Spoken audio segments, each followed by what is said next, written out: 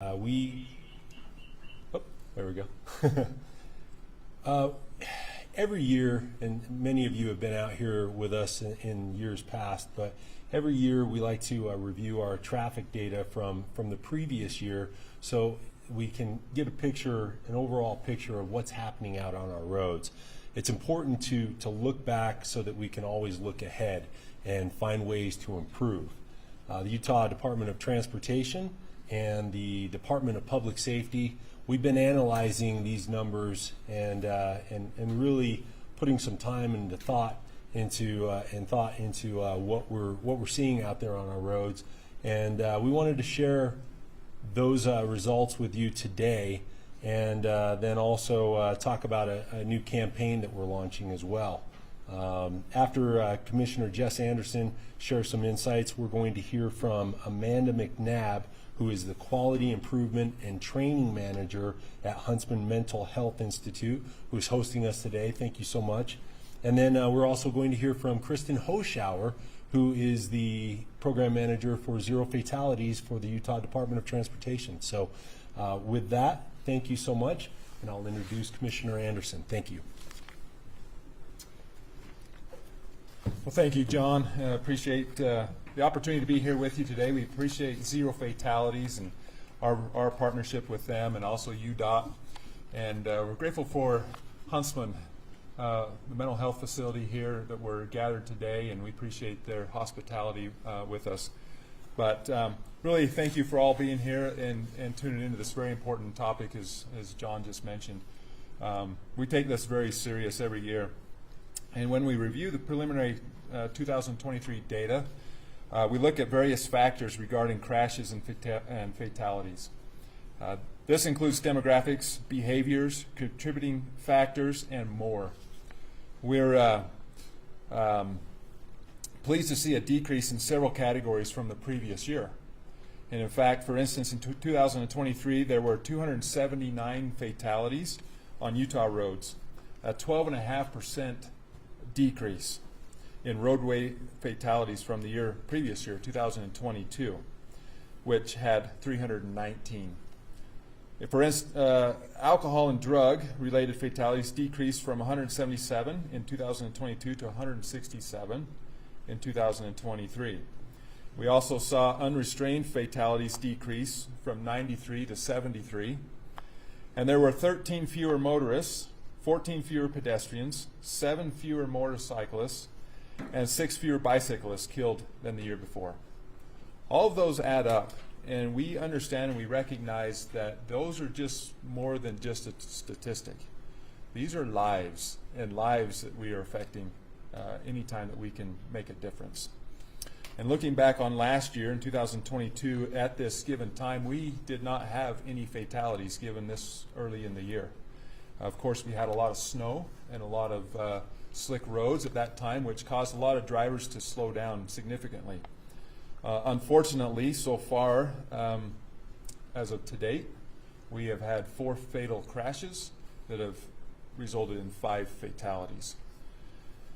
So we are not off to a good start, but we bring attention to that, and we recognize that the biggest factor still is speed and the how fast people are traveling in conditions that we've already seen. While we want to celebrate the improvements we've seen and continue on that trajectory, as we said, we recognize that statistics only tell one part of the story. We really recognize lives and lives that are saved. Our heart goes out to each of the family members and friends who have lost loved ones on the road this year. Those notifications and every one of those deaths are tragic to somebody somewhere, and even first responders who deal with those situations. As our ultimate goal in Zero Fatalities, we want to address a particularly specific behavior we've seen a lot of this year, particularly road rage. The issue regarding road rage is serious and affects everyone on the road. It can lead to dangerous situations, crashes, and increased stress when driving. Before we hear from an expert in the field of mental health, an element that influences road rage, Let's define what road rage is so we can all be on the same page. Road rage includes any driving behaviors that potentially endanger others and are accompanied by intentional acts of aggression, negative emotions, and risk-taking. This can include yelling at other drivers, pedestrians or bicyclists, rude gestures, following too closely, weaving through traffic, unnecessary honking, erratic braking, chasing other road users, and any other behaviors targeted at individuals in any negative way. I can tell you from personal experiences and what we've seen as we continue to see this sharp increase of this kind of behavior upon our Utah roadways. We have seen significant aggression in this area, and particularly in the severity of road rage, an increase of the use of weapons, of actual shots fired, to vehicles colliding with each other. That type of aggression is not tolerated or going to be allowed here in the state of Utah. People experience road rage because they feel they have been wronged by someone else. What you may perceive as someone targeting you could have been unintentional. Regardless of who is at fault or whether it was intentional, do not retaliate. Take a breath, give them the benefit of the doubt, and carry on your way. We now invite Amanda McNabb, an expert on behavior and mental health, who will share with us some of the insights from her perspective. Thank you.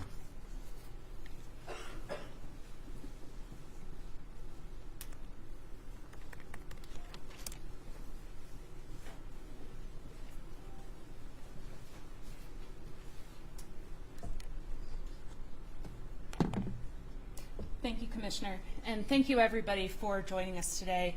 I want to especially thank the Department of Transportation and the Department of Public Health for partnering with us here at Huntsman Mental Health Institute to talk about this very important topic. We all share the same goal of ensuring that members of our community make it to their destinations safely. Many of us have experienced the stress, the anxiety, the pressures of driving on our roadways.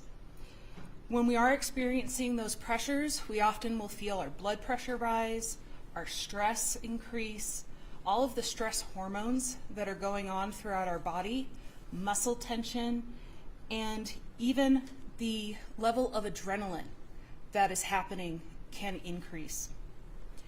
These are all the same events that we experience when we are in fight, flight, or freeze. Some of you may have heard of that before. This is the response to when there is a perceived threat. That threat doesn't necessarily need to be physical. Although when we're driving, we have quite a few physical threats that are happening to us.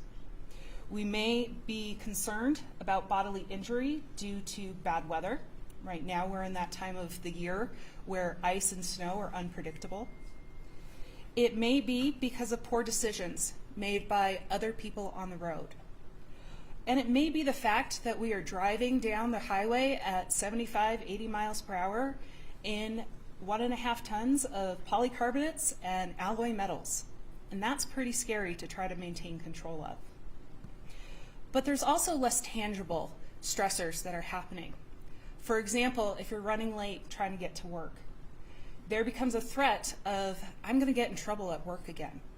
And if I'm in trouble, I might get fired. And if I get fired, how am I going to pay my rent? How am I going to take care of those around me or myself? Those threats are just as real as the physical threats. And that's why our bodies will respond in that manner. We also may be experiencing anger. Anger is a secondary emotion, and often there's something else underneath it. Sometimes it may be depression. Sometimes it may be anxiety or fear. It could be frustration, or it could be a lot of other emotions that have mixed together but are coming out as anger and aggression. We want to make sure that people on the roadways have the opportunity to release that in a positive way, utilizing some of the same coping skills that we suggest using when dealing with those same feelings and emotions outside of the road rage or being in a car. One example, as the commissioner said, is to breathe. Breathing actually re-engages the analytical part of our brain and allows us to think through things logically and to think about the consequences of what's going on. Especially if you have muscle tension, being able to take a breath and really breathe into that area of your body allows for the release of that tension and allows you to really reduce the stress that your body is feeling.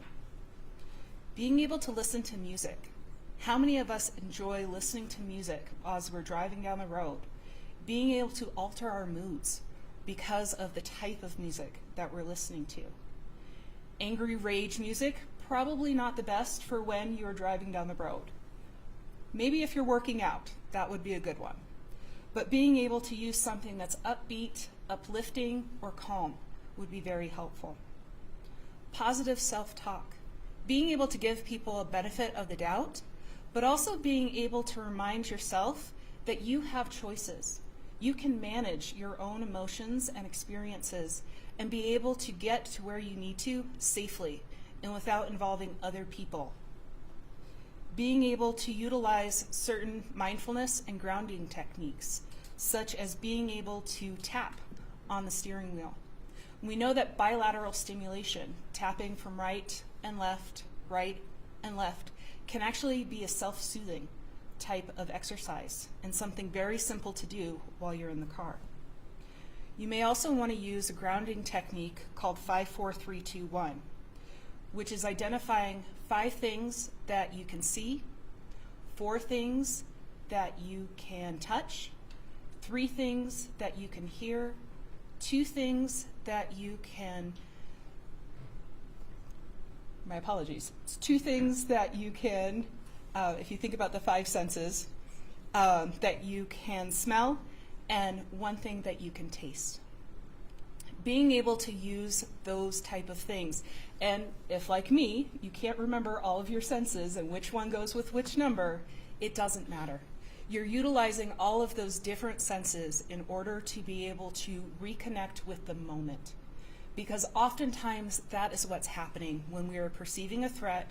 We're thinking about the future, we're thinking about what else may be going on, and not necessarily thinking about where I am right now and how I'm getting there. One of the big pieces that we are going to be talking about with zero fatalities is driving calm. Being able to stay relaxed and enjoy the drive. How many of us use driving as a coping skill itself? Being able to get from one place to the other and look at the scenery.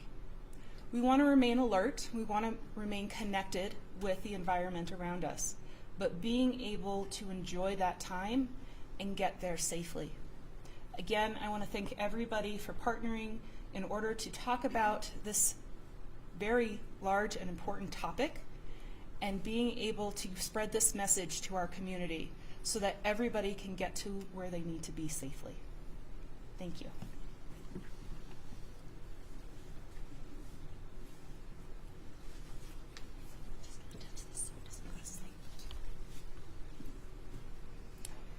Thank you so much for your insights, Amanda. It's important to know why and how certain behaviors lead to road rage, so we can make the right decisions behind the wheel. In response to these statistics and the rate of road rage incidents on Utah roads, UDOT and DPS have launched a new campaign focused specifically on road rage. And the campaign is designed to promote and educate safe driving habits and a culture of mutual respect among Utah drivers. Many of you may remember the story of Rodney Salm and Michaela Himmelberger, who were incident victims caught in the middle of a road rage incident involving 2 other drivers in June of 2023. As part of this road rage campaign launch, and with the help of the Salm family and friends, we've produced a video about the consequences of road rage. You will see stated on the video based on actual events, and we would like to share that with you now.